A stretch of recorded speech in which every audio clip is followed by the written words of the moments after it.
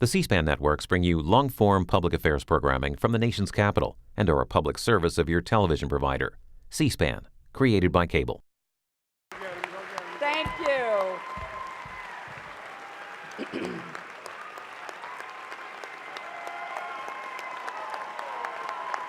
Thank you.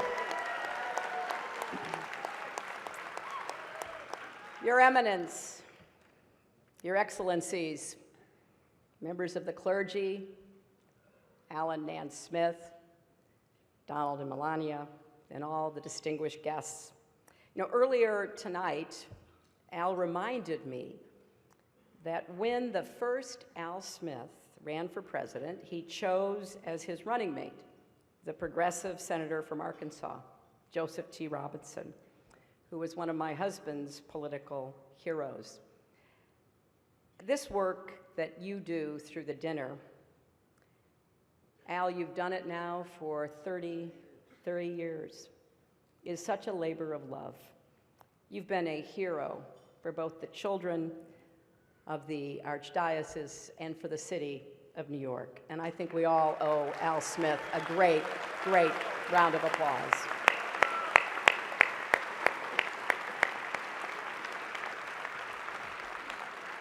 This is such a special event that I took a break from my rigorous nap schedule to be here.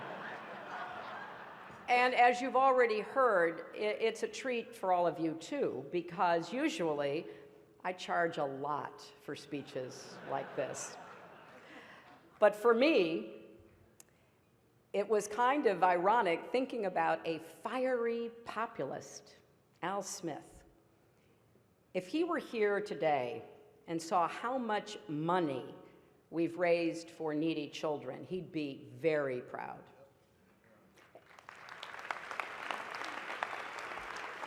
And if he saw this magnificent room full of plutocrats celebrating his legacy, he'd be very confused.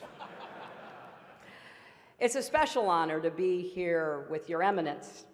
Now, I know, Your Eminence, you were criticized for inviting both Donald and me here tonight. And you responded by saying, if I only sat down with those who were saints, I'd be taking all my meals alone. Now, just to be clear, I think the Cardinal is saying I'm not eligible for sainthood. But getting through these 3 debates with Donald has to count as a miracle.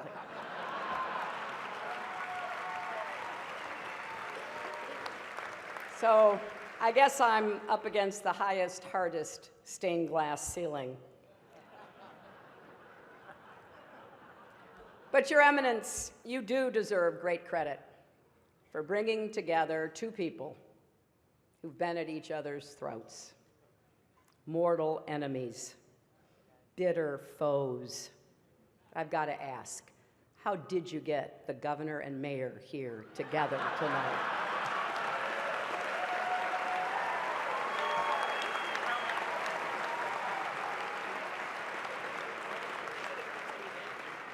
Now, I've got to say, there are a lot of friendly faces here in this room, people that I've been privileged to know and to work with. I just want to put you all in a basket of adorables. And you look so good in your tuxes, or as I refer to them, formal pantsuits. And, you know, because this is a friendly dinner for such a great cause, Donald, if at any time you don't like what I'm saying, feel free to stand up and shout wrong while I'm talking. You know, come to think of it, it's amazing I'm up here after Donald. I didn't think he'd be okay with a peaceful transition of power.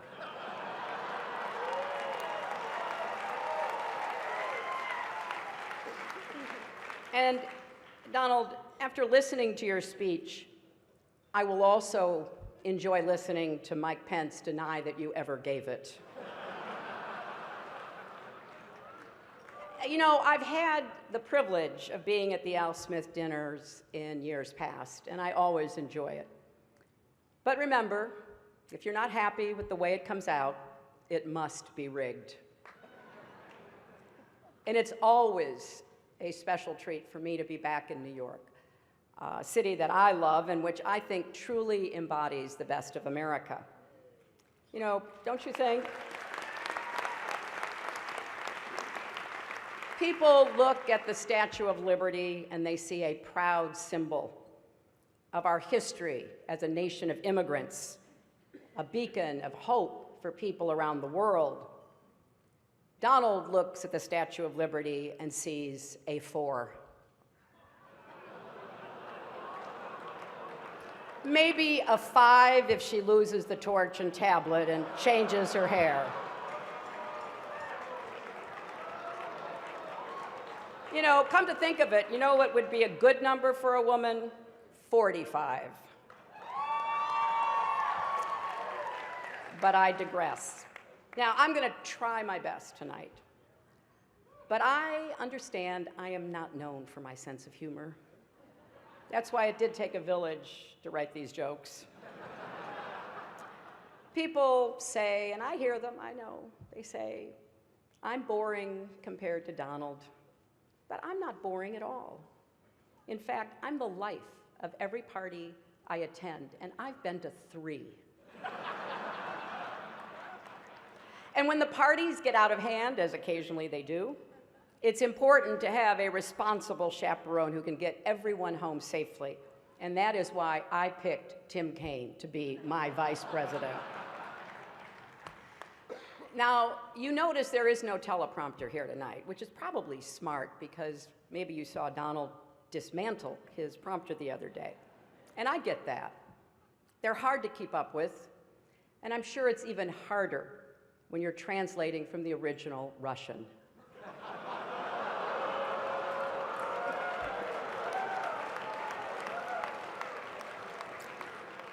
But every year, this dinner brings together a collection of sensible, committed, mainstream Republicans, or as we now like to call them, Hillary supporters. Now, some of my critics, and I hear that too, yeah, they think I only say what people want to hear. Well, tonight that is true. And here's exactly what you want to hear.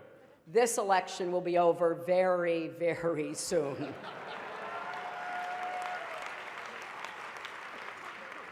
And look at this dais. We got Charlie Rose and Maria Bartiromo and Chris Matthews and Gayle King and Norah O'Donnell and Katie Couric. This counts as a press conference, right? It is great also to see Mayor Bloomberg here.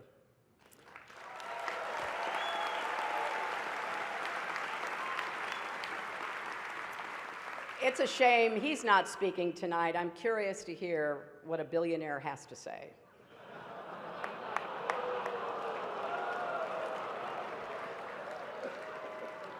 And look else at the dais. We've got the Honorable Chuck Schumer, the Honorable Andrew Cuomo, the Honorable Mike Bloomberg, the Honorable Bill de Blasio, the Honorable David Dinkins, and so many other wonderful elected officials.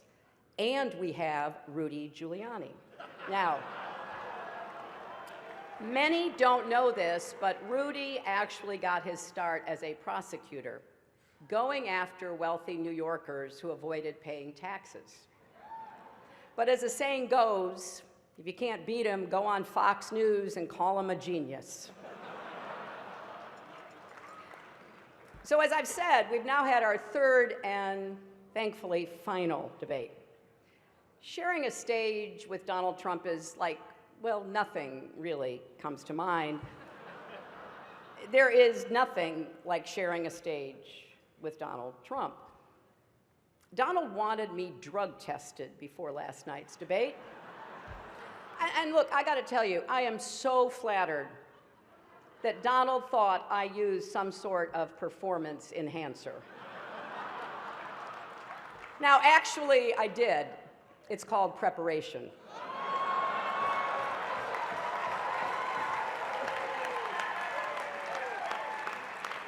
And looking back, I've had to listen to Donald for 3 full debates. and he says, "I don't have any stamina." That is 4.5 hours. I have now stood next to Donald Trump longer than any of his campaign managers. Now, look, I have deep respect for people like Kellyanne Conway. She's working day and night for Donald, and because she's a contractor, he's probably not even going to pay her. But I think the good news is that the debates finally allowed Republicans to unite around their candidate. The bad news is it's Mike Pence. And it's been a long, long campaign. That should be one of our highest priorities, shortening the campaigns. And whoever wins this election, the outcome will be historic.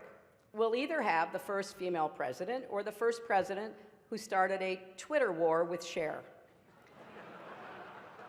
And if Donald does win, it'll be awkward at the annual President's Day photo when all the former presidents gather at the White House, and not just with Bill.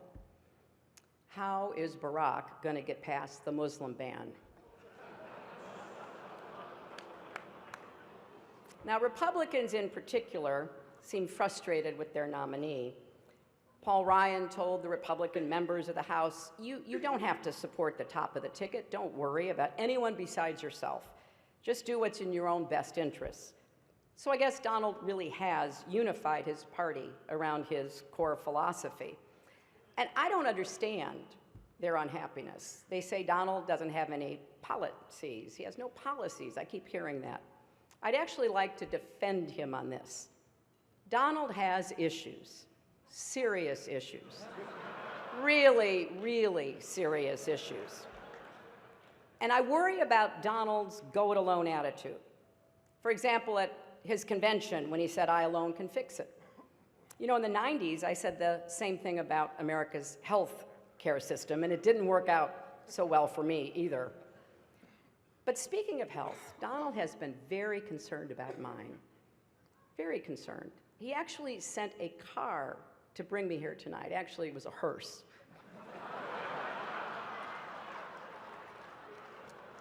But I kind of want to just put the information out there so everybody can draw their own conclusions and you can judge our relative health. We've each released our medical records. My blood pressure is 100/70. His is unbelievably great. My cholesterol is 189. His is presidential. My heart rate is 72 beats per minute. His is the most beats ever, or the least beats ever, whichever sounds best. But Donald really is as healthy as a horse. You know, the one Vladimir Putin rides around on.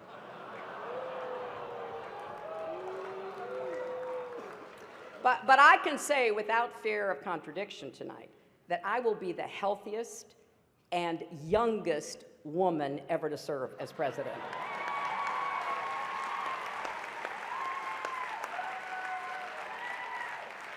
But this has really been a strange campaign. You saw it last night, you saw it again tonight.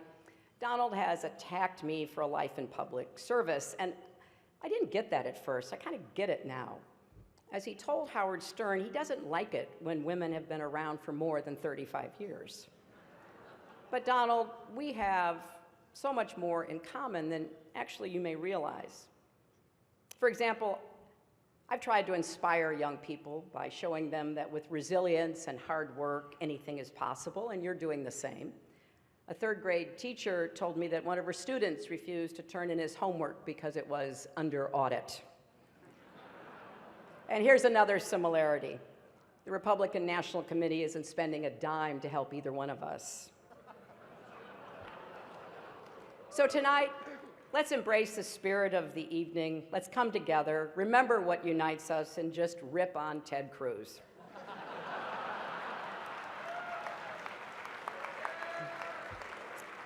I hope you enjoyed my remarks tonight. I said no to some jokes that I thought were over the line. But I suppose you can judge for yourself on WikiLeaks in the next few days. Donald will tell us after the benediction whether he accepts that this dinner is over. He has to wait and see. But there's nothing funny about the stakes in this election. In the end, what makes this dinner important are not the jokes we tell, but the legacy that we carry forward. It is often easy to forget how far this country has come. And there are a lot of people in this room tonight who themselves, or their parents or grandparents, came here as immigrants, made a life for yourselves, took advantage of the American dream and the greatest system that has ever been created in the history of the world to unleash the individual talents, energy, and ambition of everyone willing to work hard. And when I think about what Al Smith went through, it's important to just reflect how groundbreaking it was for him, a Catholic, to be my party's nominee for president. Don't forget, school boards sent home letters with children saying that if Al Smith is elected president, you will not be allowed to have or read a Bible. Voters were told that he would annul Protestant marriages. And I saw a story recently that said people even claimed the Holland Tunnel was a secret passageway to connect Rome and America to help the Pope rule our country. Those appeals to fear and division, can cause us to treat each other as the other. Rhetoric like that makes it harder for us to see each other, to respect each other, to listen to each other, and certainly a lot harder to love our neighbor as ourselves. I believe how we treat others is the highest expression of faith and of service.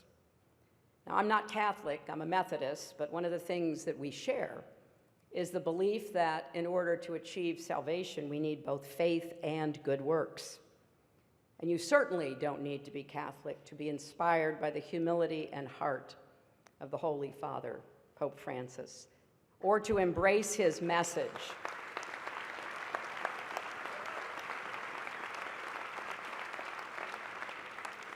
His message about rejecting a mindset of hostility, his calls to reduce inequality, his warnings about climate change, his appeal that we build bridges, not walls. Now, as you may know, my running mate, Tim, is Catholic and went to Jesuit schools, and one of the things he and I have talked about is this idea from the Jesuits of the Magis, the more, the better. Well, we need to get better at finding ways to disagree on matters of policy while agreeing on questions of decency and civility. How we talk to each other, treat each other, respect each other. So I've taken this concept of Magis to heart in this campaign as best as one can in the daily heat, the back and forth of a presidential campaign, to ask how we can do more for each other and better for each other. Because I believe that for each of us, our greatest monument on this earth won't be what we build, but the lives we touch. And that is ultimately what this dinner is all about. And it's why it's been such a great honor to join you all again. Thank you.